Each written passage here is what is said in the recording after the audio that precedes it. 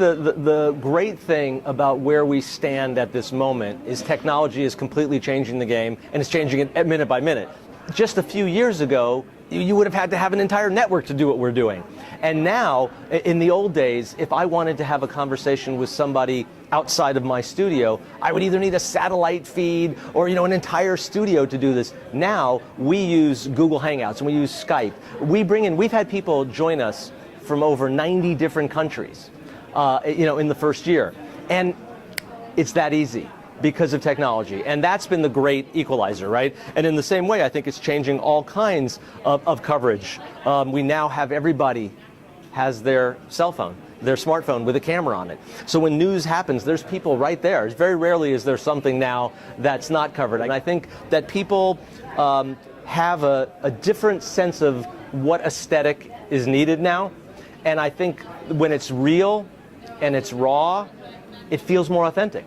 And that's one of the things that I think we've leaned into on HuffPost Live is we're not afraid to have somebody join us by webcam. And if the video's not perfect, that's fine. As long as you can hear them and get a sense of what they're saying, I think in some ways it feels more authentic because it's something you and I are doing every day, right? We video chat with people, we do FaceTime, we use all these different things. So it's not foreign to us. As a matter of fact, it feels familiar. This is how I talk to my family. This is how I talk to my wife. This is how I talk to my grandmother. So when I see other people in that same kind of box, it feels authentic. So I think that's how publishers can embrace this and present video. And of course, then there's ways to scale it. And the bigger you get, the bigger the audience you have, then you can start thinking about maybe doing something like this.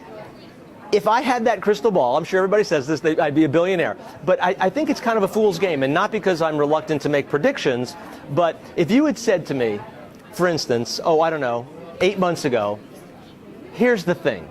You're going to be able to shoot a video, but it's only 6 seconds.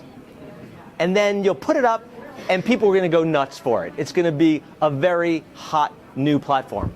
You and I would have said, crazy, that person makes no sense, right? Who would have imagined what Vine is? But now, for kids, my daughter's age, I have a 14-year-old daughter, Vine is it.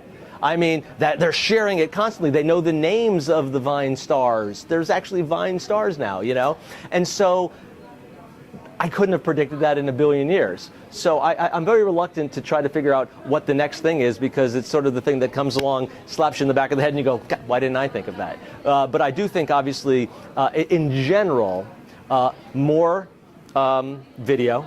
I think video is obviously something that people want to consume more, and it's something that brands want to be around.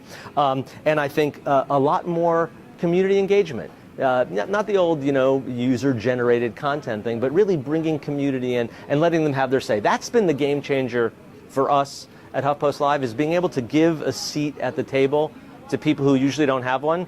Not to get too highfalutin, but it really is the democratization of media.